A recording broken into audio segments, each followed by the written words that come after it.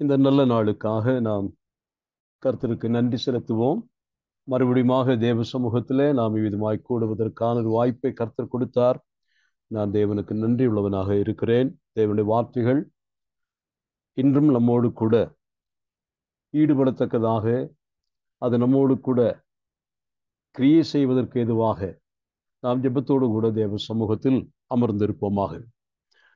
இந்த வேத வகுப்பை நாம் நடத்தும் பொழுது இதை அநேகர் கவனிக்கிறார்கள். நம்முடைய சபையில் உள்ளவர்களும் அதை போல வெளியே சிலரும் இதை பின்னால் அவர்கள் கவனிக்கிறார்கள்.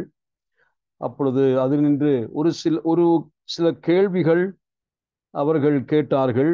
அதாவது அவர்களுடைய சந்தேகங்கள், அதை அவர்கள் அனுப்பி வைத்ததினாலே நான் அந்த சந்தேகங்களை அவர்கள் எழுதினதை வாசிக்க விரும்புகிறேன். அவர்கள் கேட்டிருக்கிற முதல் கேள்வி, when did Paul wrote the book of Hebrew? இந்த எபிரேய நிருபத்தை எப்பொழுது பவுல் எழுதினார்? இரண்டாவது கேள்வி did he write when he was in Arabia? அடுத்த கேள்வி, அவர் அரேபியா தேசத்திலே இருந்த நாட்களில் எழுதினதா என்ற கேள்வி. மூன்றாவதாக, is the book Hebrew was the first book written by Paul? இந்த எபிரேயருக்கு எழுதின நிருபம் பவுலடி எழுதின முதலாவது நிருபமா என்றும் ஒரு கேள்வி. இந்த கேள்விகள் கேட்பவர்களுக்கும் கேட்டவர் நன்றி செலுத்துகிறேன். காரணம், தேவனுடைய வார்த்தைகளை அவர்கள் அதிகமாய் கற்றுக்கொள்ளவும் அறியவும் வாஞ்சிக்கிறார்கள் என்பதை அது எனக்கு ஞாபகப்படுத்துகிறது.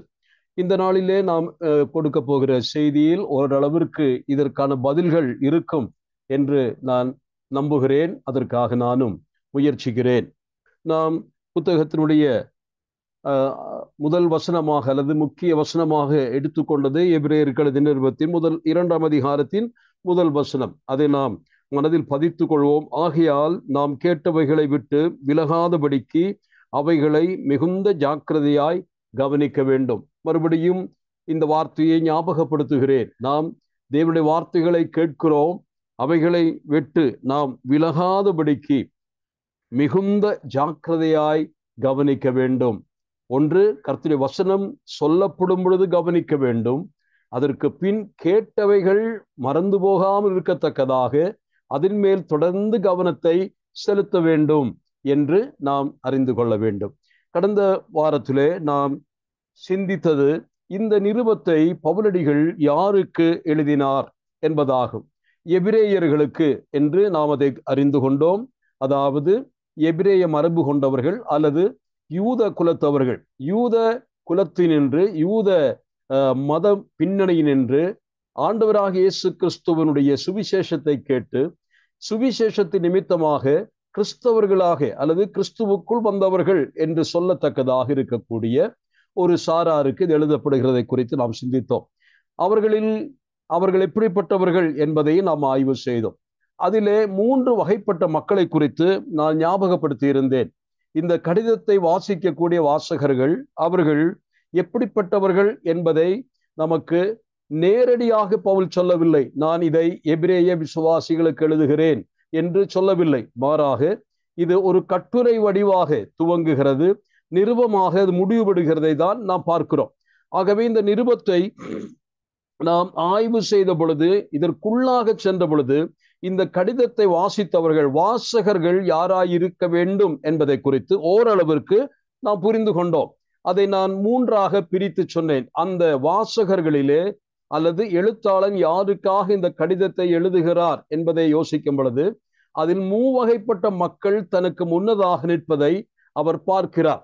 நான் அதற்கு ABC என்ற ஒரு பெயரை சூட்டியிருந்தேன். அது நம்முடைய மனதில் பதித்தால் எளிதிலே நாம் அதை ஞாபகத்தில் வைப்பதற்கு வசதியாக இருக்கும்.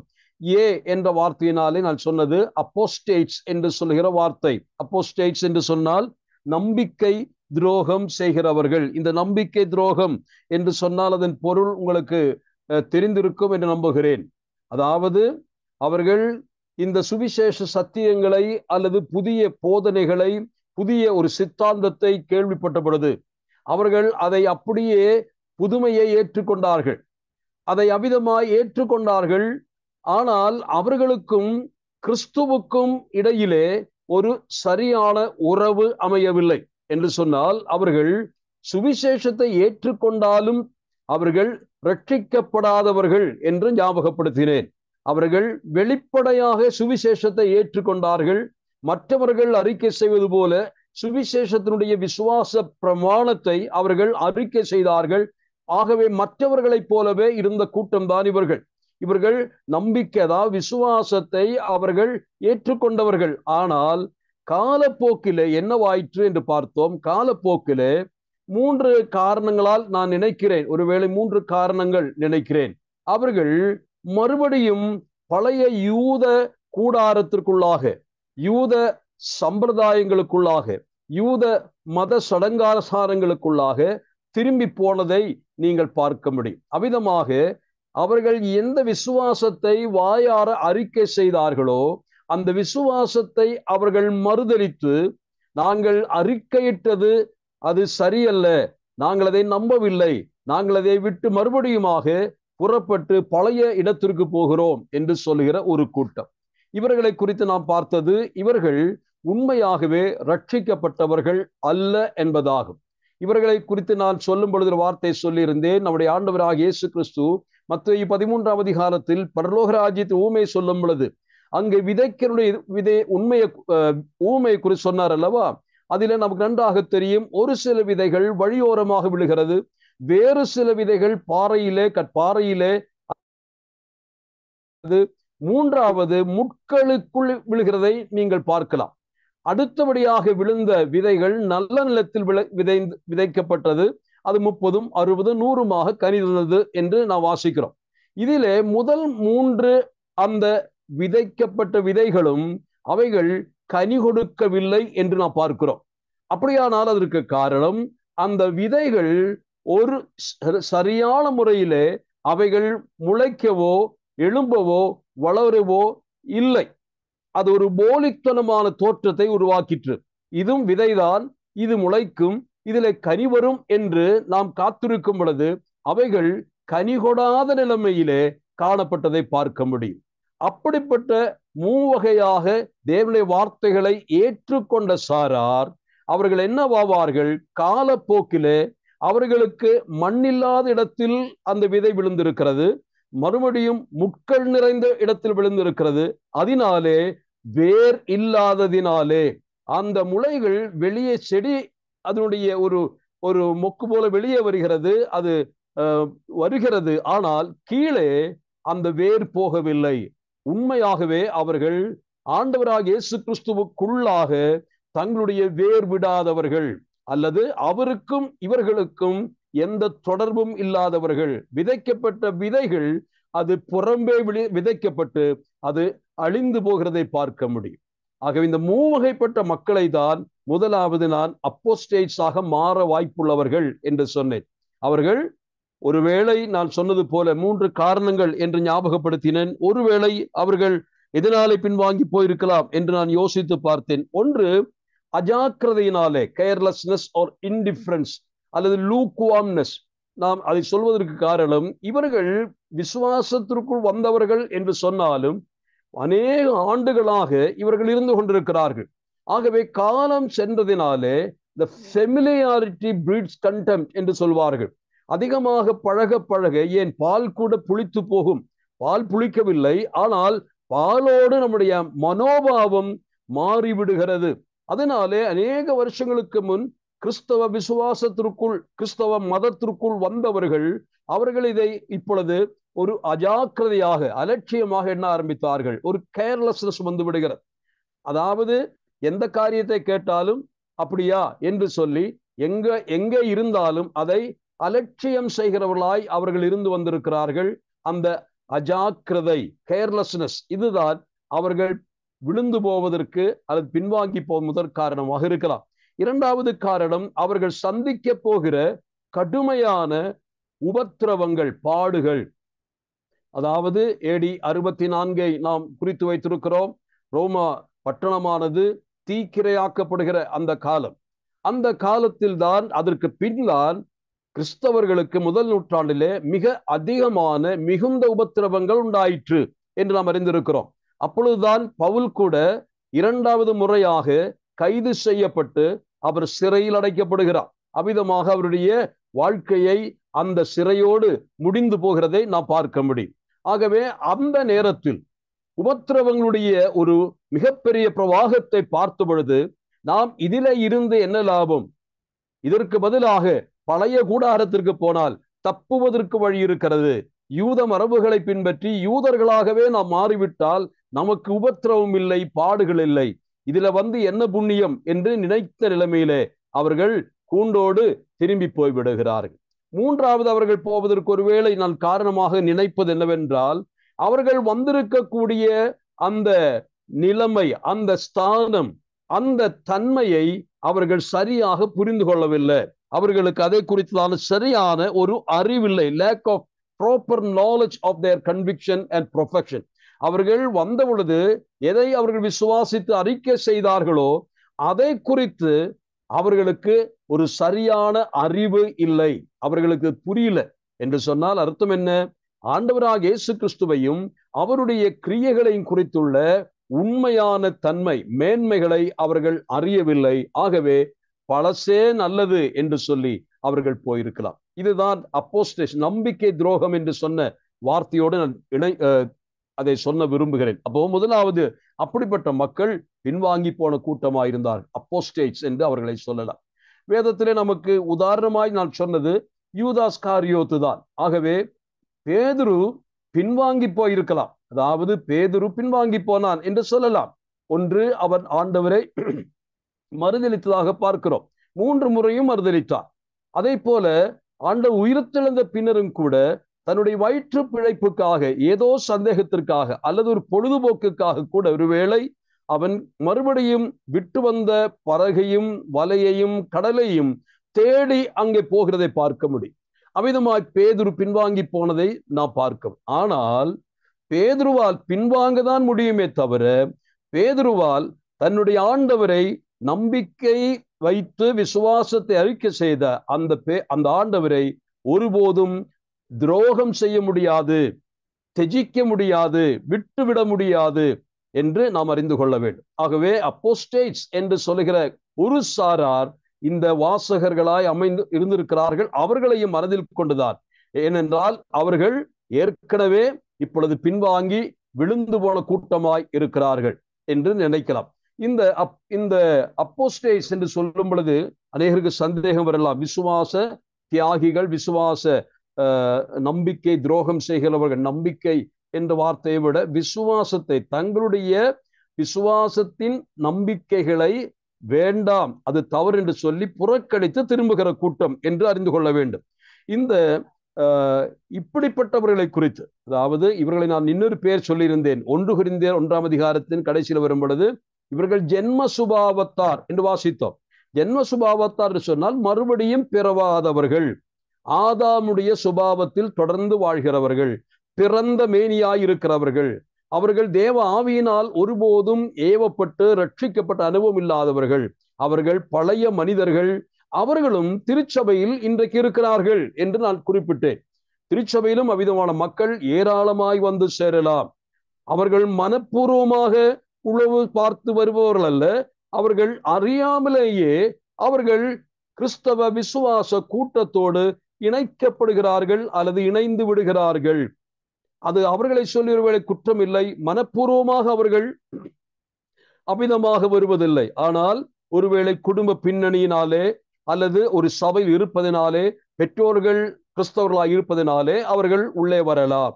ஆனால் அவர்களுக்கு ரட்சிப்பினுடைய சரியான ஒரு அனுபவம் இல்லை. மற்றவர்கள் என்ன சொல்லுகிறார்கள் அதை பார்த்து குறித்த காலம் வரும் பொழுது, வயது வரும் பொழுது ஞானஸ்நானத்துக்காக கேட்கிறார்கள், அதற்கு ஒரு வசனத்தை வாசிக்கிறார்கள். அந்த வசனத்தின் அடிப்படையிலே நான் ஆண்டவராக இயேசு கிறிஸ்துவை என் சொந்த இரட்சகரும் கர்த்தருமாக ஏற்று விசுவாசித்தேன் என்று சொல்லி, நான் ரட்சிக்கப்பட்டேன் என்று சொல்லுகிறவர்கள் இருப்பார்கள். ஆனால் அவர்களுக்கு ஒருவேளை இன்னும் ஆண்டவரோடு உள்ள உறவுக்குள் வராதவர்களாய் இருக்கலாம். இதை நாம் கவனமாக, மிக சீரியஸாக சிந்திக்க வேண்டும். அதனால தான் கடந்த வாரத்தில் சொல்லும் பொழுது, நான் ரட்சிக்கப்பட்டவன் தானா என்பதை நாள்தோறும் நான் எனக்கு ஊர்ஜிதம் செய்து கொள்ள வேண்டும். என்னுடைய வாழ்க்கையில ரட்சிக்கப்பட்டதனுடைய விளைவுகள் அல்லது வெளித்தோற்றம் உண்மையாகவே இருக்கிறதா, மனம் திரும்புதலுக்கேற்ற கனியை நான் கொடுத்து கொண்டிருக்கிறேனா என்று நாம் நம்மை செக் பண்ணணும். இல்லாவிட்டால் ரட்சிக்கப்பட்டவர்களைப் போலவே நடந்து கடைசியிலே நாம் நாசபுரியிலே ரட்சிப்பை அது இரட்சகரை புறக்கணித்த கூட்டத்தோடு கூட சேர்ந்து நரகாக்கினிக்கு போகிற வாய்ப்பு இருக்கிறது.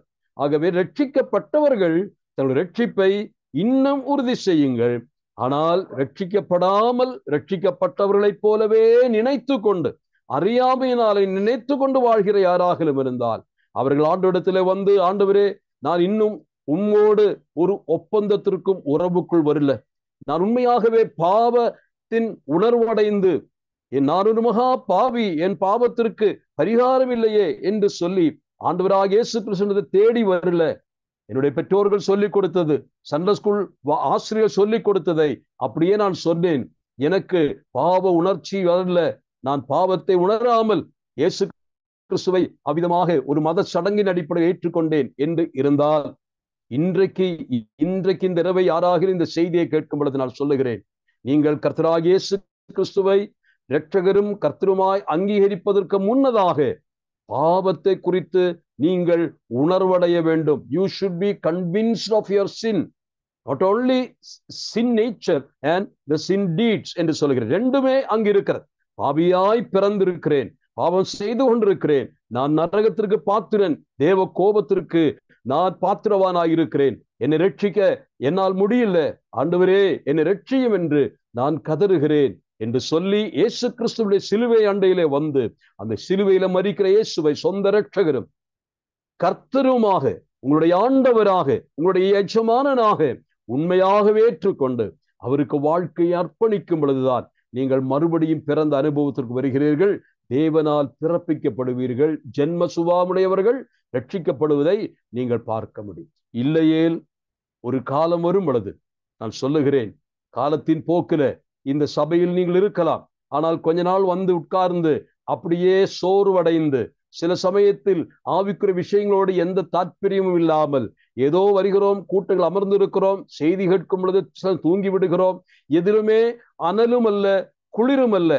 அப்படிப்பட்ட நிலைமையில கூட்டத்தோடு கூட்டமாக வந்து போகிறவர்களாய் யாராகிலும் இருந்தால் நீங்கள் உங்களுடைய ரட்சிப்பை உறுதி செய்யுங்கள்.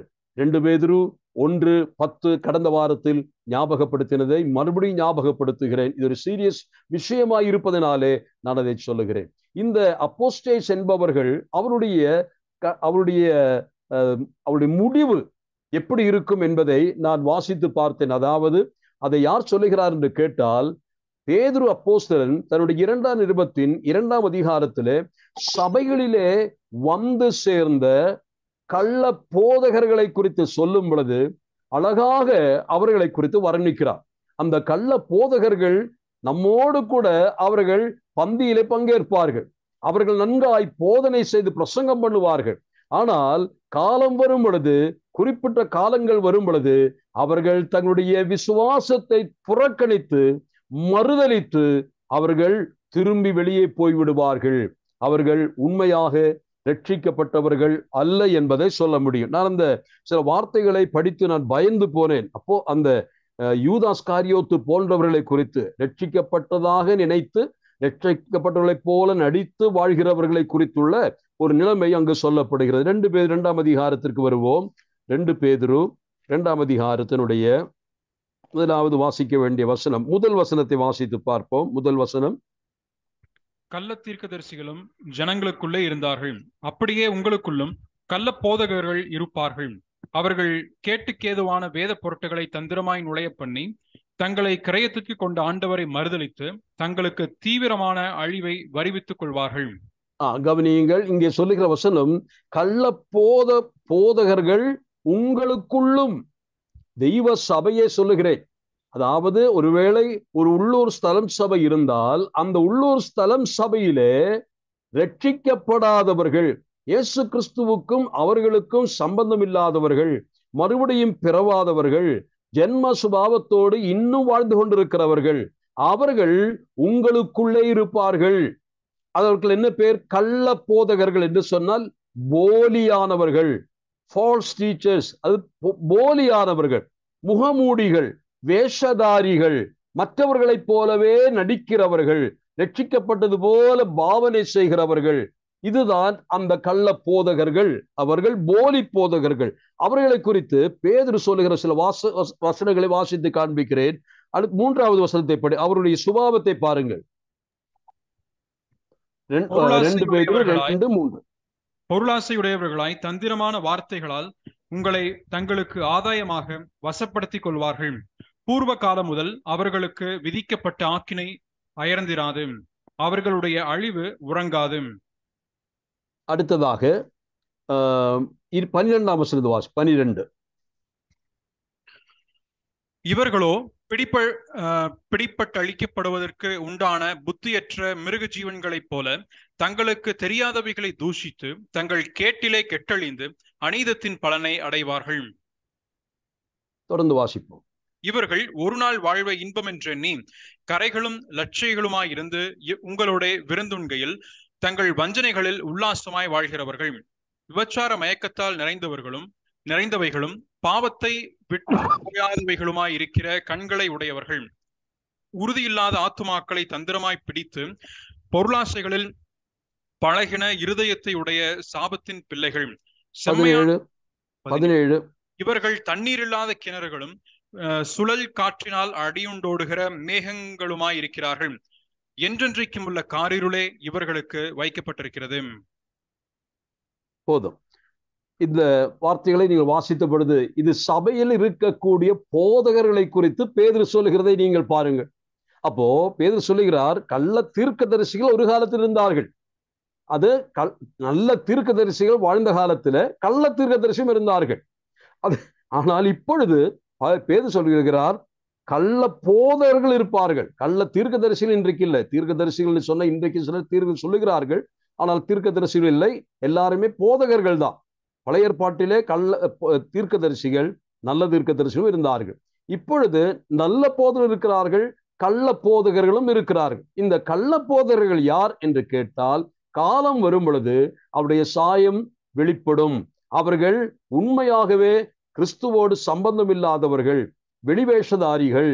அவர்கள் ஒளியின் தூதனுடைய வேஷத்தை தரிக்கிறவர்களைப் போல வந்தவர்கள். இவர்களை நாம் அடையாளம் கண்டுகொள்ள வேண்டும். அதுதான் பேதுரு இவர்களை சொல்லும் பொழுது தெளிவாக சொல்லுகிற வார்த்தை. இவர்களுக்கு தண்டனை உண்டா? பாருங்கள், இவர்கள் சபையிலே போதிக்கிறார்கள், ஆனால் பேதுரு சொல்லுகிற வார்த்தை 3ஆம் வசனத்தின் கடைசியிலே, பூர்வ காலம் முதல் அவர்களுக்கு விதிக்கப்பட்ட ஆக்கினை அயர்ந்திராது, அவர்களுடைய அழிவு உறங்காது. ஏற்கனவே அழிவுக்கு நியமிக்கப்பட்டவர்கள் இவர்கள் அப்போ ரட்சிக்கப்பட்டவர்கள் மறுபடியும் அழிக்கப்படுவார்களா? இல்லை. இவர்கள் ரட்சிக்கப்பட்டவர்களைப் போல சபைக்குள் நுழைந்தவர்கள், உளவாளிகளைப் போல சபைக்குள் நுழைந்து வந்திருக்கிறார்கள். ஏமாற்று பேர்வழிகள், வஞ்சக போதகர்கள் என்று அவர்கள் சொல்லிவிட்டுதான் அவர்களை அவருடைய அழிவு உறங்காது. மறுபடியும் அவருடைய தண்டனை குறித்து சொல்லுகிறதை நீங்கள் பார்க்க முடியும். அந்த வார்த்தை, அவர்கள் தண்டிக்கப்படுவார்கள் என்று மறுபடியும் நாம் வாசிக்க முடியும். அருங்கள் 17ஆம் வசனம் கடைசியிலே, என்றென்றைக்கும் உள்ள காரிருளே இவர்களுக்கு வைக்கப்பட்டிருக்கிறது. இவர்கள் சபையில போதிக்கிறவர்கள், ஆனால் இவர்களுக்கு எப்படிப்பட்ட அழிவு வைக்கப்பட்டிருக்கிறது? அப்போ இது யார் என்று கேட்டால், இவர்கள் யார்? ஒன்று, அவர்களை குறித்து 13 வாசித்த பொழுது, உங்களோட விருந்து உண்பார்கள், கூட உணவை சாப்பிடுகிறவர்கள். ஏன் அப்போஸ்தலனாகிய மன்னிக்கவும் யூதாஸ் காரியோத்து கூட இயேசு கிறிஸ்துவோடு கூட அந்த பஸ்கா பந்தியில பங்கேற்றான். ஆனால் ஆண்டவருடைய பந்திக்கு அவனுக்கு அனுமதி இல்லை. அந்த பஸ்கா பண்டிகையை சாப்பிட்ட உடனேயே, விருந்து சாப்பிட்ட உடனேயே கிளம்பி போயிட்டான். ஆனால் இந்த ஆண்டவரோடு கூட விருந்துண்டவன் தான் இந்த யூதாஸ் காரியோத். ஆனால் அவன் எப்படிப்பட்டவன்? அவனுக்குள் சாத்தான் புகுந்து கிரியை செய்வதற்கு அனுமதித்தான். அவனே பிசாஸ் என்று வாசிக்கிறோம். ஆகவே இந்த யூதாஸ் காரியோத்து விசுவாசி போல அப்போஸ்தலர்களில் ஒருவனாக எண்ணப்பட்டாரை தவிர அவன் ரட்சிக்கப்பட்டவனே அல்ல என்பதை ஊர்ஜிதம் செய்து கொள்ள வேண்டும். ரட்சிக்கப்பட்டவர்கள் ஒருபோதும் தங்களுடைய ரட்சிப்பை இழந்து போக மாட்டார்கள் என்பதை புரிந்து கொள்ள வேண்டும். பேதுரு ரட்சிக்கப்பட்டவர். அவன் தவறு செய்தார், தேவனை மறுதலித்தார், அவன் மறுபடியும் பின்வாங்கி போனான். ஆனால் ரட்சிக்கப்பட்டவனாயிருந்ததினாலே மறுபடியும் மனம் திரும்ப வாய்ப்பு இருந்தது.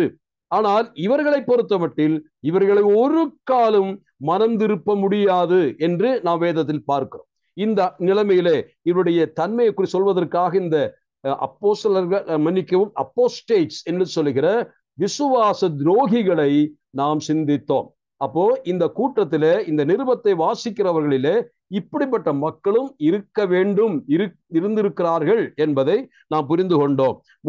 இரண்டாவதாக நான் சொன்னது பேக் ஸ்லைடர்ஸ் என்று சொன்னேன். ஒன்று அப்போஸ்டேட்ஸ் நிலைமைக்கு போகிறவர்கள், இன்னொன்று பின்வாங்கி போகிறவர்கள். அது யார் என்று கேட்டால் நான் உங்களுக்கு சொல்ல இருந்தேன். இப்பொழுது ஒரு சிலர் பின்வாங்கி போய்விட்டாங்க, அவங்க விழுந்து போயிட்டாச்சு, அவங்க இனி திரும்பி வரமாட்டாங்க, மனந்திருப்பவும் முடியாது. அவங்க ஏற்கனவே அப்போஸ்டேட்ஸ் ஆக விசுவாச துரோகம் செய்து இந்த விசுவாசத்தை விட்டே போய்விட்டார்கள். இனி அவர்கள் ஒருபோதும் நம்மோடு சேர்ந்து வரமாட்டார்கள், அவர்கள் மறுபடியும் ரட்சிக்கப்படுவார்கள் என்றெல்லாம் எதிர்பார்க்க வேண்டாம், யூதாஸ் காரியோத்து போல. ஆனால் இதை பார்த்து கொண்டிருக்கக்கூடிய இன்னொரு சாரா இருக்கிறார்கள். அவர்களுக்கும் கொஞ்சம் அச்சம் ஏற்படுகிறது. ஏண்டா இவ்வளவு பெரிய கூட்டம் நம்மோடு இருந்தது, இப்பொழுது இவர்கள் எல்லாரும் போய்விட்டார்களே, நம்முடைய நிலைமை என்ன என்று யோசிக்க ஆரம்பித்தார்கள் ஒரு சிலர். அவர்கள் இப்பொழுது பின்வாங்கவும் இல்லை, அதாவது பின்னே அவர்களோடு சேர்ந்து போகல, ஆனா என்ன, முன்னேறி போவதற்கு பயப்பட்டு கொண்டிருக்கிறார்கள். அவர்கள் இப்பொழுது எந்த அந்த ஸ்டேட் ஆஃப் அஃபேர்ல இருக்கிறார்களோ அதே அந்த நிலைமையில நின்று கொண்டிருக்கிறார்கள். முன்னேறி போவதற்கு பயப்படுகிறார்கள். என்ன ஆகுமோ என்ற அச்சத்திலே அவர்கள் முன்னேறாமல் இருக்கிறார்கள். நான் ஏற்கனவே சொன்னது போல, நாம் பின்வாங்குவது என்று சொன்னால் முன்னேறாமல் இருப்பது என்பதின் அர்த்தம். நாம் ஒரு இடத்தில் நின்று அடுத்த இடத்திற்கு முன்னேறவில்லை என்றால் அதன் அர்த்தம் என்ன, நாம் பின்வாங்கி விட்டோம், ஒரு ஸ்டெப் பின்ல வந்துட்டோம்னு அர்த்தம். ஏன்னா ஒரு ஸ்டெப் முன்னாடி போயிருக்கணும் இந்த நேரத்துல, ஆனால் இப்ப எங்க இருக்கிறோம், ஒரு ஸ்டெப் பின்னாடி நின்றுகிட்டு இருக்கிறோம். அதுதான் பின்வாங்குதல். ஆகவே இன்றைக்கு சபையில நீங்கள் பாருங்கள், அநேக விசுவாசிகளை பொறுத்தமட்டில் அவர்கள் எப்படி ரட்சிக்கப்பட்டு சபையில வந்தார்களோ அந்த இடத்தில் தங்களுடைய ரட்சிப்பு தக்க வைக்கப்பட்டது போல நின்று கொண்டிருக்கிறார்கள். எந்த ஒரு புரோகிரஸும் வாழ்க்கையில பார்க்க முடியாது. அப்படிப்பட்டவர்கள் இன்னும் பின்தங்கின நிலைமையில, காலத்திற்கேற்ற ஆன்மீக வளர்ச்சியற்ற ஒரு நிலைமையில இருக்கிறார்கள். இவர்களை குறித்து நாம் என்ன சொன்னோம், கொரிந்து சபையாருக்கு சொல்லும்போது பவுல் சொல், நான் உங்களை ஆவிக்குரியவர்கள் என்று எண்ணாமல் குழந்தைகளாய் எண்ணுகிறேன். விசுவாசத்தில் இன்னும் குழந்தைகள். அர்த்தம் என்ன, மாம்சத்துக்குரியவர்களான விசுவாசிகள். இன்றைக்கு நான் பயப்படுகிறேன், ஒருவேளை என்னை சேர்த்தே நான் சொல்லுகிறேன், நானும் ஒருவேளை இந்த மாம்சத்துக்குரிய விசுவாசியாய் இருக்கிறேனோ, இன்னும் ஆவிக்கேற்றபடி நடவாமல் மாம்சத்துக்கேற்றபடியாய் வாழ்ந்து கொண்டிருக்கிறேனா, என்னை குறித்து கர்த்தர் எதிர்பார்க்கக்கூடிய ஆன்மீக வளர்ச்சியை நான் அடைந்திருக்கிறேனா? இந்த ஆன்மீக வளர்ச்சி என்று சொன்னால் அர்த்தம் என்ன, கர்த்தராகிய இயேசு கிறிஸ்துவை, இரட்சகரும் கர்த்தருமாகிய இயேசு கிறிஸ்துவை அறிகிற அறிவில் வளர்வது. அது எதற்கு அறிவில் வளர்கிறோம் என்று சொன்னால், நாம் யாரை அறிகிறோமோ அந்த அறிகிறவரை போல மாறுவதுதான் அந்த அறிவினுடைய இறுதி நோக்கம். இது புரிந்து கொள்ள வேண்டும். ஏன் நாம் கர்த்தராகிய இயேசு கிறிஸ்துவை அறிகிற அறிவில் வளர வேண்டும் என்று கேட்டால், அவரை போல மாறுவது. அப்ப ஆவிக்குரிய வளர்ச்சி என்று சொன்னால், ஏதோ ரட்சிக்கப்பட்டோம், நன்றாய் பாட்டை கத்துக்கொண்டு பாடுகிறோம், ஆராதனையிலே நல்ல பிரசங்கம் பண்ணுகிறோம், அதை போல செய்திகளை நாம் கொடுக்கிறோம், அதுபோல கூட்டங்களிலே பங்கேற்கிறோம், காணிக்கை போடுகிறோம், ஏன் இதெல்லாம் செய்யலாம். ஆனால் நான் சொல்லுகிறேன், இது வல்ல ஆன்மீக வளர்ச்சி என்பது. ஆன்மீக வளர்ச்சி என்று சொல்லுகிறது கர்த்தராகிய இயேசு கிறிஸ்துவை அறிகிற அறிவிலே நாள்தோறும் வளர்ந்து அவருக்கொப்பாக மாறுகிற அனுபவம், அல்லது ஆவிக்குரிய கனியை கொடுக்கிற வாழ்க்கை. இயேசு கிறிஸ்துவனுடைய அரும் பண்புகள் தான் ஆன்மீக கனி என்று கலாத்தியர் நிருபத்திலே நாம் பார்க்கிறோம். ஆவியின் கனியோ என்று சொல்லி பவுல் சொல்லும் பொழுது அது அன்பு, சந்தோஷம், சமாதானம், நீடிய பொறுமை, சாந்தம், தயவு, நற்குணம், விசுவாசம், இச்சை அடக்கம். இந்த 9 சுளைகள் கொண்ட ஒரு கனி, அதுதான் ஜீவக்கனி, அதுதான் ஜீவவிருட்ச கனி ஆகிய இயேசு கிறிஸ்து. இயேசு கிறிஸ்துவிலே காணப்படுகிற இந்த 9 பண்புகளும் ஒரு விசுவாசியின் வாழ்க்கையில வர்த்தமானமாக, அதாவது வளர்ந்தேறுகிறதாக இருக்கணும். அன்பு, நாம் ஆவியின் கனி அன்பு நம்ம இடத்தில் இருக்கலாம், ஆனால் அன்பில் வளர வேண்டும். அதான் போதனை. நம்ம நன்றாக விசுவாசம் இருக்கிறது, விசுவாசத்தில் நாம் வளர வேண்டும். ஊழியம் இருக்கிறது, ஆனால் ஊழியத்தில் பெருக வேண்டும்.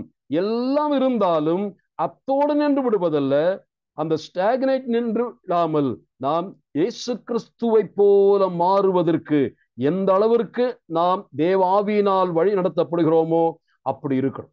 ஒருவேளை 50 வயது அனுபவத்தில் இருக்கலாம், இன்னும் 50 வருஷமே ஆண்டவருக்குள் வந்தவர்கள் இருக்கலாம், 60 வருஷம் 70 வருஷமாய் கிறிஸ்துவுக்குள் இருப்பவர்கள் இருக்கலாம். ஆனால் இதுவரையிலும் ஜென்ம சுபாவத்தை விட்டுவிடாமல் மாம்சத்துக்குரியவர்களாய் வாழ்ந்து கிறிஸ்துவனுடைய எந்த சுபாவம் தங்கள் வாழ்க்கை இல்லாதவர்கள் இருக்கிறார்கள்.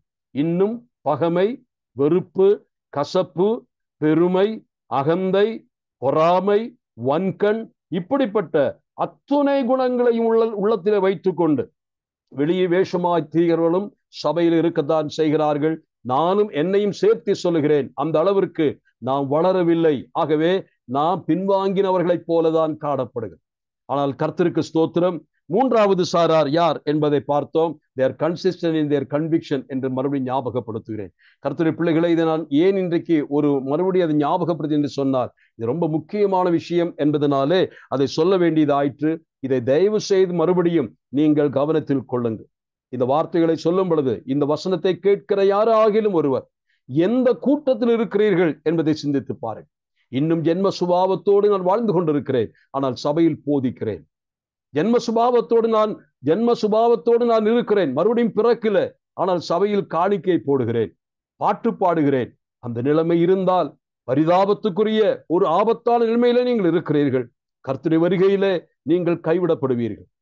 ரட்சிக்கப்படவில்லை என்றால் நீங்கள் திருச்சபையோடு சேர்க்கப்படவே இல்லை, சபையோடு ஒட்டி கொண்டிருக்கலாம். ஆனால் ஒரு நாள் களை வேறு பயிர் வேறு என்று பிரிக்கப்படும் பொழுது நீங்கள் அகற்றப்படுவீர்கள். ஆகவே ரட்சிப்பின் பூர்ண நிச்சயத்தோடு வாழ நான் உங்களுக்கு போதிக்கிறேன். உங்களுடைய வாழ்க்கையினை அதை உறுதி செய்து கொள்ளுங்கள். நான் இதை சொல்லும் பொழுது இந்த பகுதியில் நின்று நான் அடுத்த பகுதிக்கு போகிறேன். இது யாருக்கு சொல்லப்பட்டது, யாருக்கு எழுதினது என்பதை குறித்து நாம் சிந்தித்தோம்.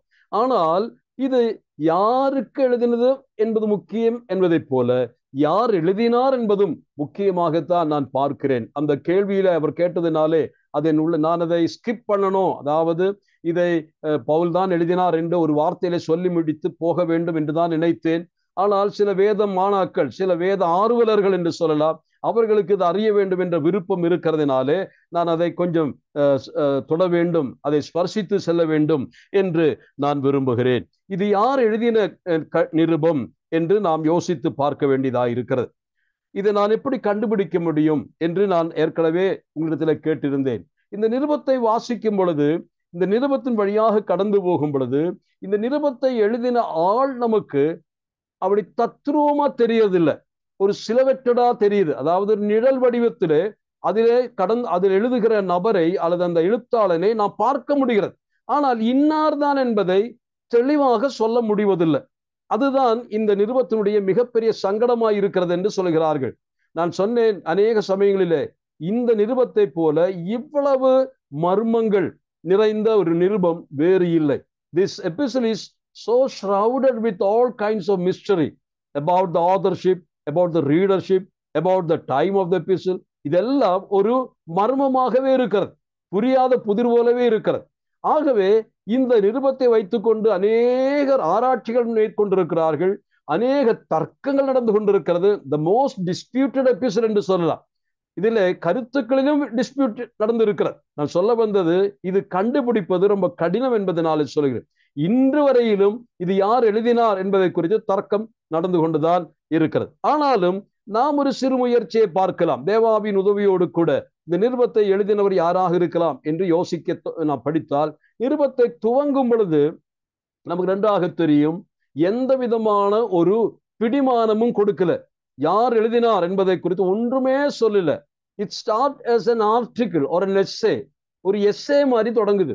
அருமையான ஒரு கட்டுரையை எழுதுவதற்கு பிள்ளை சொன்னால் எழுதுகிறது போல அந்த கட்டுரை துவங்குகிறது. கடைசியாக இது முடிய 13ஆம் அதிகாரத்துக்கு வரும் பொழுதுதான் இது ஒரு நிருபத்தை போல முடிகிறது. ஏனைய நிருபங்களைப் போல, குறிப்பாக அப்போஸ்தலனாகிய பவுலுடைய நிருபங்களைப் போல இந்த புத்தகம் முடிவு பெறுகிறதை பார்க்க முடியும்.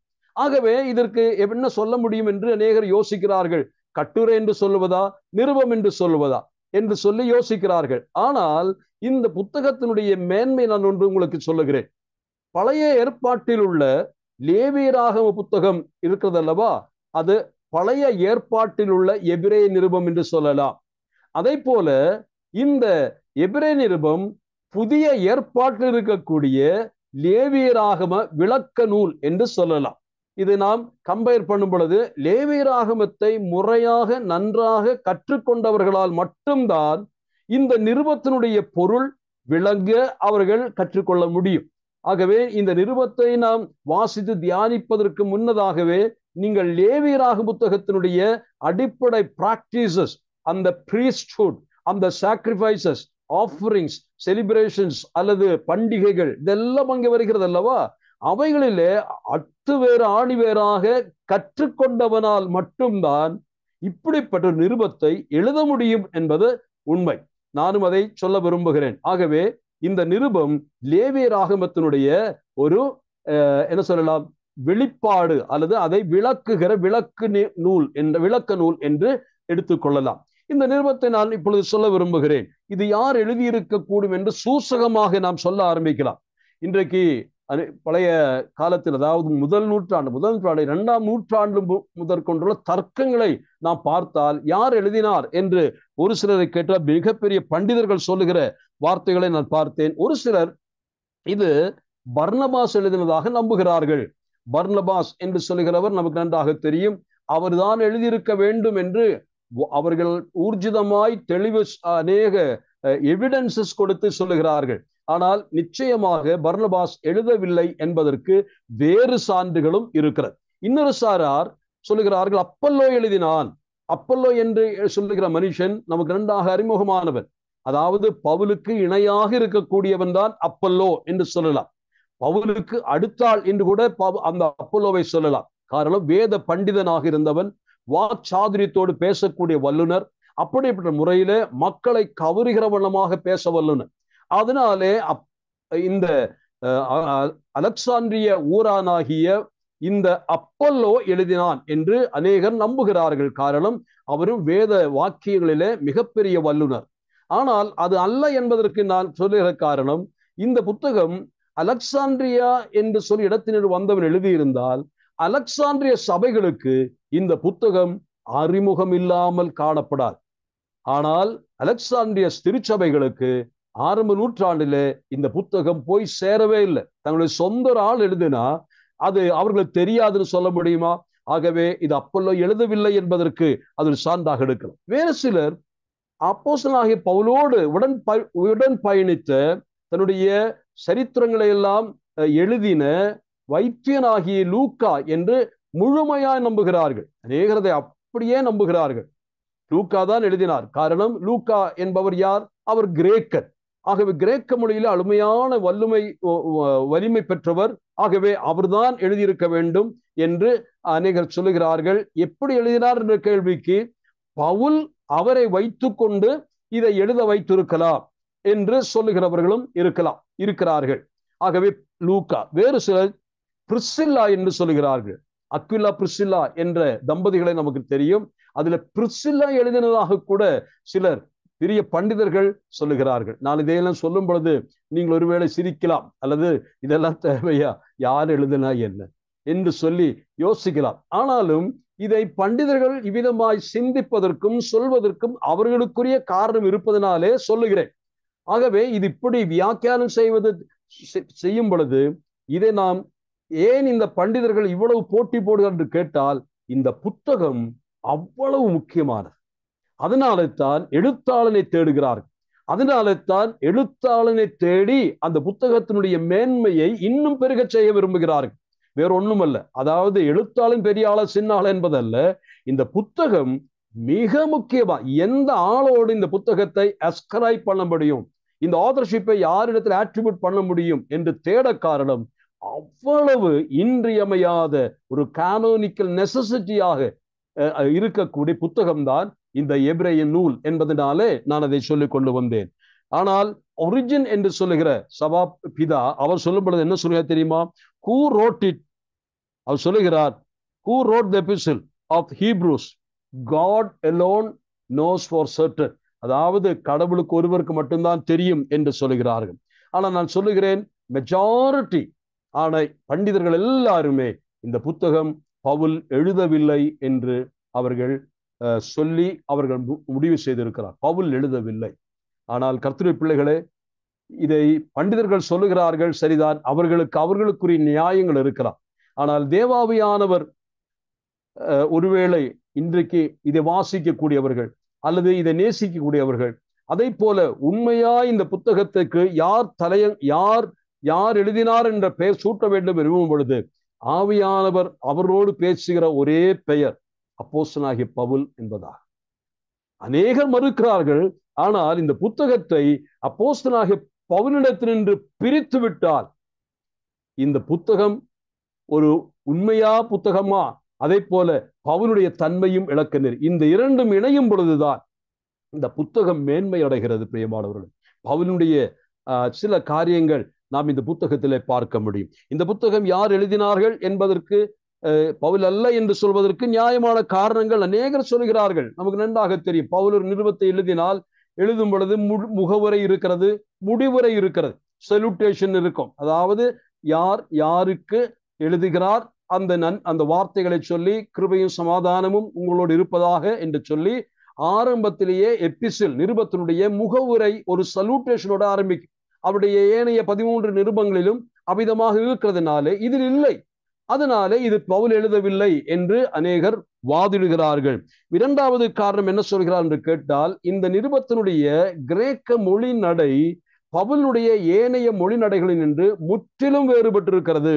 அந்த கிரேக்க நடை அல்ல இது வேறு முற்றிலும் வித்தியாசமான ஒரு வித்தியாசமான கிரேக்க மொழி நடை என்று வாதிடுகிறார்கள். அது வாசிக்கிறவர்கள் அபிதமாய் சொல்லுகிறார்கள். ஆகவே இது பவுல் எழுதவில்லை என்று அநேகர் சொல்லுகிறார்கள்.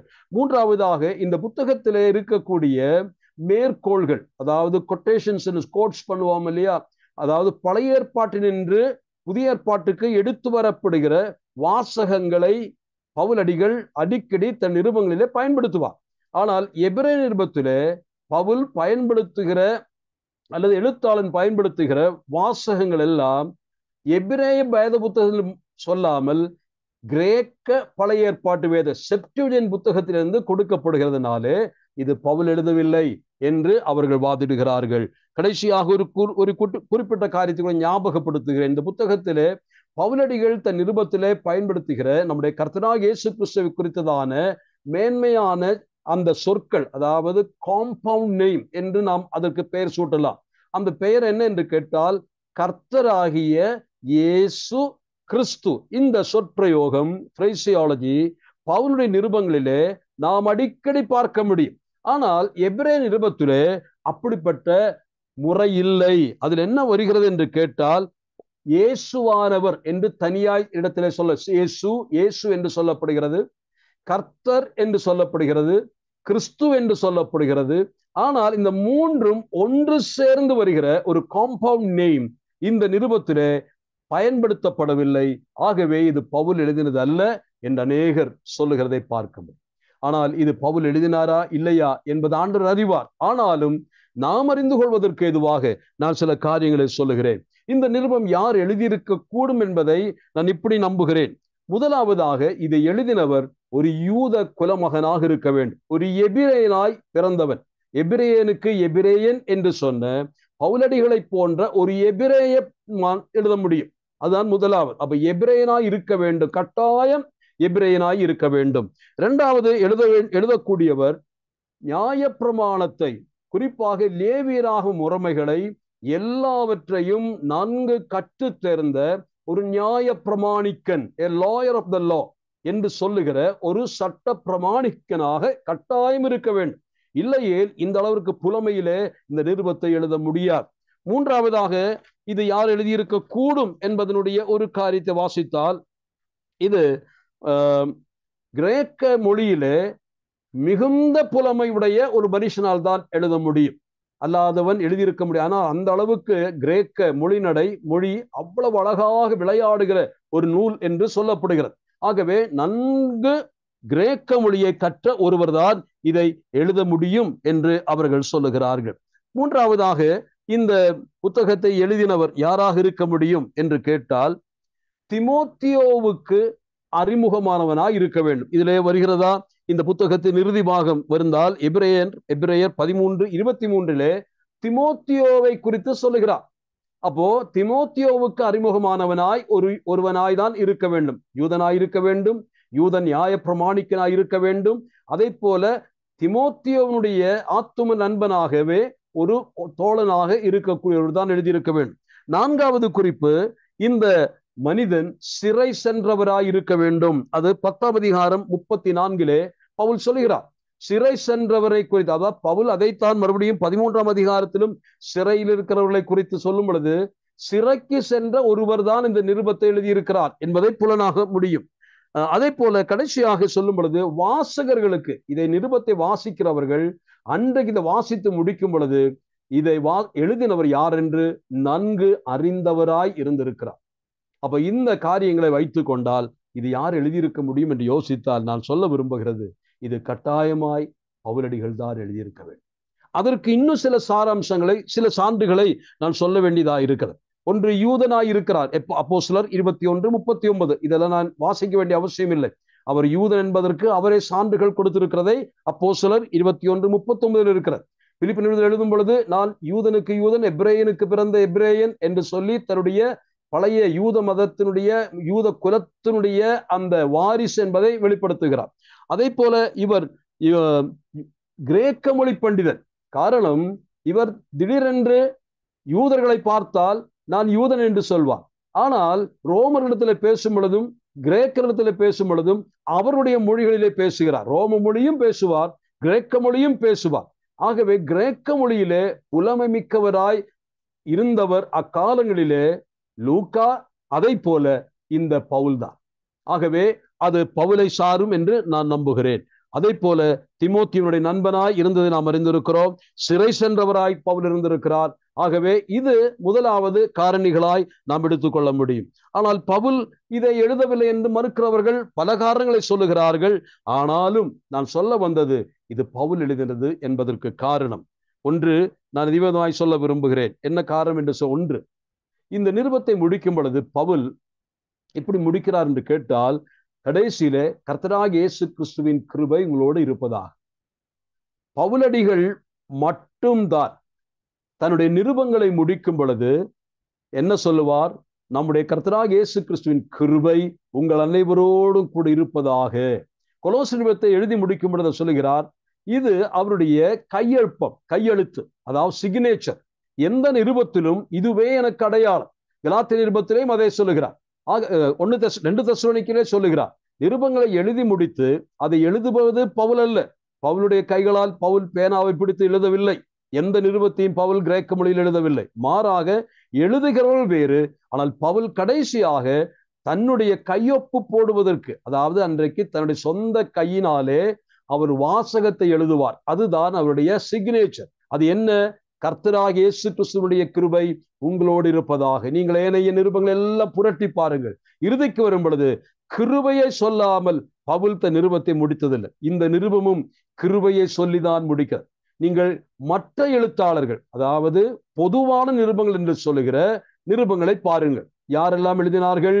ஒன்று நமக்கு நன்றாக தெரியும், பேதுரு எழுதியிருக்கிறார், யோவான் எழுதியிருக்கிறார், யூதாய் எழுதியிருக்கிறார். அதே போல இன்னொரு யாக்கோபு எழுதியிருக்கிறார். இந்த 4 பேரும் எழுதின நிருபங்களை நீங்க பாருங்க. அங்கே கடைசியிலே கர்த்தராகிய இயேசு கிருபைகளோடு கூட இருப்பதாக என்று சொல்லி முடிப்பதில்லை. ஆனால் பவுல் ஒருவர் தான் எப்பொழுது நிருபத்தை எழுதினாலும் மறவாமல் தேவ கிருபையை குறித்து சொல்லுகிற ஒரு நல்ல மாண்பை கொண்டவர். ஆகவே அது பவுல் எழுதியதாக சொல்வதற்கு நான் இன்னொரு காரணத்தை நான் சொல்லுகிறேன். பவுல் மட்டும்தான் தன்னுடைய நிருபங்களிலே வாசகர்களுக்கு நேராக ஜெப கோரிக்கைகளை வைப்பவர். ஆச்சரியப்படுவீர்கள். நீங்கள் எல்லா நிருபங்களையும் படித்து பாருங்கள், பொது நிருபங்களை பாருங்கள். யோவானோ, யாக்கோபோ, அதுபோல பேதுருவோ, அதுபோல யூதாவோ நிருபங்களிலே ஒரு முறையாகிலும் நீங்கள் எங்களுக்காக வேண்டிக் கொள்ளுங்கள், எனக்காக ஜெபித்துக் கொள்ளுங்கள் என்று சொன்னதே இல்லை. வாசகர்களிடத்திலே ஜெபத்தை கேட்கிற பழக்கம் மற்ற எந்த எழுத்தாளனுக்கும் இல்லை. அது பவுலுக்கு மட்டும்தான் இருந்தது. எப்பொழுதும் தன்னுடைய ஜெபத்திற்காக கேட்கிற பழக்கம். இது கடைசியாக நீங்கள் 13ஆம் அதிகாரத்து வரும் பொழுது எங்களுக்காக வேண்டிக் கொள்ளுங்கள் என்று இந்த நிருபத்தின் முடிவிலே பவுல் சொல்லுகிறதை நீங்கள் பார்க்க முடியும். அப்போ பவுல் எழுதினார் என்பதற்குள்ள சில சான்றுகளை நான் சொன்னேன். அதோடு நான் ஒரு காரியத்தை கூட சேர்த்து சொல்லுகிறேன். இந்த நிருபங்களை நான் பார்க்கும் பொழுது, அதாவது ஆபக்கூக்கின் புத்தகம் 2ஆம் அதிகாரம் 4ஆம் வசனம் உங்களுக்கு ஞாபகம் இருக்கலாம். அங்க என்ன வாசிக்கிறோம்? விசுவாசத்தினாலே நீதிமான் பிழைப்பான். 3 சொற்கள் அங்கே வருகிறது. விசுவாசம், நீதி, பிழைப்பு என்ற வார்த்தை வருகிறது. விசுவாசத்தினால் the righteous shall live by faith. righteous, life and faith. இந்த 3 வார்த்தைகள் வருகிறது. ஆனால் புதிய ஏற்பாட்டுக்கு வரும் பொழுது நீங்கள் பார்த்திருக்கலாம், அந்த புத்தகங்களிலே குறிப்பாக 3 நிருபங்களிலே இந்த மேற்கோள் வருகிறது. எந்தெந்த நிருபங்கள்? நீங்கள் தான் படித்தவர்கள் நன்றாக தெரியும். இந்த விசுவாசத்தினால் நீதிமான் பிழைப்பான் என்று சொல்லப்பட்ட வாசகத்தை புதிய ஏற்பாட்டிலே நிருபங்கள் 3 நிருபங்களே வருகிறது. ஒன்று ரோம நிருபம், இன்னொன்று கலாத்தி நிருபம், இன்னொன்று இப்பொழுது நாம் கையில வைத்திருக்கக்கூடிய எபிரேய நிருபம். இந்த 3 நிருபங்களை பாருங்க. கலாத்தி நிருபத்திலே நாம் என்ன, ரோம நிருபத்தில் என்ன பார்க்கிறோம்? விசுவாசத்தினாலே நீதிமான் பிழைப்பான் என்பதனுடைய நீதிமான் என்ற சொல் ரோமா நிருபத்தினுடைய கீ வேர்ட் என்று சொல்லலாம். நீதிமான் அல்லது ஜஸ்டிபிகேஷன், நீதிமான் ஆக்கப்படுதல். அப்போ அந்த பழைய ஏற்பாட்டிலே வருகிற அந்த ஒரு சென்டென்ஸினுடைய 3 வார்த்தைகளை வைத்துக்கொண்டு புதிய ஏற்பாடு 3 நிருபங்கள்.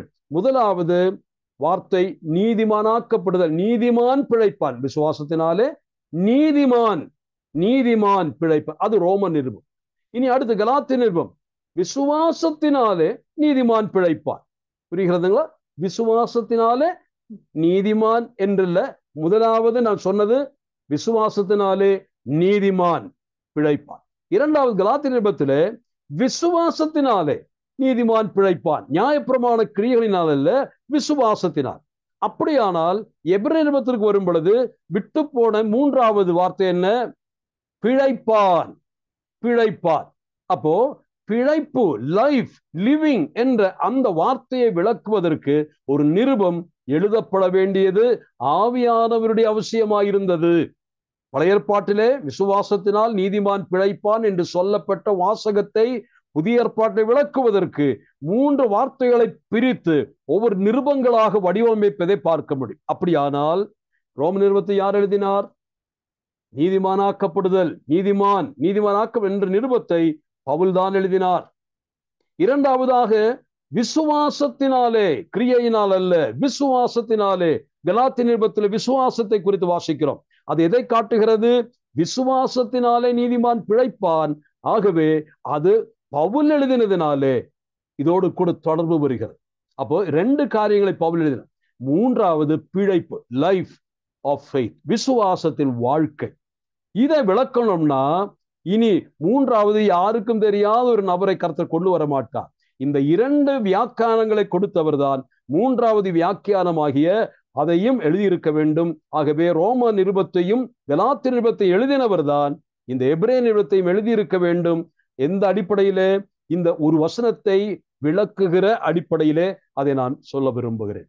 இன்னொன்று கூட சொல்லி நான் நிறைவு செய்கிறேன். அது என்னவென்று, பவுல் இந்த நிருபத்தை எழுதினார் என்பதற்கு நான் நம்புகிறதற்குள்ள காரணத்தை நான் சொல்லி முடிக்கிறேன். பவுலடிகள் 13 நிருபங்களை எழுதியிருக்கிறார். உங்களுக்கு எல்லாருக்கும் தெரியும். அந்த 13 நிருபங்களிலே, அதாவது தியாலஜி, ப்ராப்பர் தியாலஜி அல்ல, தியாலஜியை நாம் படித்தால் பாலின் தியாலஜி, பவுலுடைய வேத சாஸ்திரங்களை நாம் அந்த நிருபங்களிலே பார்க்க முடியும். நீங்கள் அதை ஒருவேளை மனதில் பதித்து கொண்டே வாங்கள். நான் முதலாவது சொல்ல போகிறது, இப்பொழுது பவுலின், அதாவது ரோமர், அடுத்த 1 கொரிந்தியர், 2 கொரிந்தியர், இப்படி ஆரம்பிக்கிறது அல்லவா? அந்த 3 நிருபங்களிலே சோட்டராலஜி என்று சொல்லுகிற இரட்சண்யவியல், அதாவது பவுலடிகளுடைய பாலின் தியாலஜி கன்சர்னிங் சால்வேஷன், ரட்சிப்பை குறித்ததான தியாலஜி தான் அந்த 3 நிருபங்களை நீங்கள் பார்க்க முடியும். அப்போ பவுல் எதை குறித்து எழுதியிருக்கிறார்? ரட்சிப்பின் இயல், இரட்சண்ய இயலை குறித்து எழுதுகிறார். அடுத்ததாக பவுல் எதை எழுத வேண்டும் என்று கேட்டால் அடுத்து என்ன எழுதினார்? தொடர்ந்து வாசிக்கும், நமக்கு நன்றாக தெரியும். அங்கே பவுல் எழுதுகிற நிருபங்களிலே பிலிப்பியர், கொலோசியர் என்று சொல்லுகிற நிருபங்கள் வருகிறது. இதை காட்டுகிறது. இந்த நிருபங்களிலே பவுலடிகள் சொல்லுகிற தியாலஜி என்னவென்று கேட்டால் கிறிஸ்டாலஜி. கிறிஸ்டாலஜி என்று சொன்னால் கிறிஸ்து சாஸ்திரம், பர்சன் ஆஃப் கிரைஸ்ட், கிறிஸ்துவியல், அதுதான் அவர் எழுதுகிற சாஸ்திரம். அதாவது அந்த வேத சாஸ்திரம். மூன்றாவது திமோத்தேயுவுக்கும் தீத்துவுக்கும் எழுதுகிறார். அது எதை குறித்துள்ள தியாலஜி? அது சபையை குறித்துள்ள சாஸ்திரம், எக்லீசியாலஜி என்று சொல்வார்கள். சபையியல், சபையை குறித்ததான விளக்கங்கள் அதில் சொல்லப்படுகிறது. அப்போ பாலின் தியாலஜி கன்சர்னிங் த சர்ச் என்று அதற்கு சொல்லலாம். இன்னும் தொடர்ந்து வரும் பொழுது 1 தெசலோனிக்கே 2 தெசலோனிக்கே நிருபங்கள் இது எதை காட்டுகிறது? இது வருங்கால சாஸ்திரம், எஸ்கட்டாலஜி என்று சொல்வார்கள். நம்முடைய கர்த்தராகிய இயேசு கிறிஸ்து இங்கே மரித்து அவர் உயிர்த்து வானமேறி, அதாவது அசென்ஷன் போய் அவர் சென்று விட்ட பின்னதாக அதற்கு பின் அவர் எப்பொழுது அங்கே இருந்து வரப்போகிறார் என்று சொல்லுகிற வருங்காலவியல். இது பவுல் எழுதுகிற பவுலுடைய தியாலஜி. ஆனால் நான் சொல்லுகிறேன், இடையில ஏதாவது ஒரு தியாலஜி விட்டு இருக்கா? இதுல பவுல் எழுத விட்டதான் என்ன தியாலஜி, அதாவது என்ன சாஸ்திரம்? நான் சொன்னது முதலாவது சாட்டராலஜி, ரட்சண்யவியல். இரண்டாவதாக கிறிஸ்டாலஜி, கிறிஸ்துவியல். மூன்றாவதாக எக்லீசியாலஜி என்று சொன்னால் சபை சம்பந்தமான தியாலஜி. நான்காவதாக வருங்காலம், இயேசு கிறிஸ்து உலகத்திற்கு திரும்பி வரப்போகிற வருங்காலம். இடையில விடப்பட்டது ஒன்று மட்டும்தான், இயேசு கிறிஸ்துவனுடைய the present ministry of the high priest. அது யாரும் எழுதல. அப்படியானால் இவ்வளவு தியாலஜிகளை எழுதினவர் அறகுறையாக எழுதிவிட்டு போகாமல் தியாலஜியினுடைய அந்த முழுமைப்படுத்தலுக்கு எழுதின நிருபம்தான், அல்லது எழுதுவதற்கு தேவன் ஆவியால் தூண்டின நிருபம்தான் எபிரேய நிருபம். எபிரேய நிருபம் என்று சொன்னால் அர்த்தம் என்னவென்று கேட்டால், இயேசு கிறிஸ்துவனுடைய இன்றைய நிகழ்கால ஊழியம்.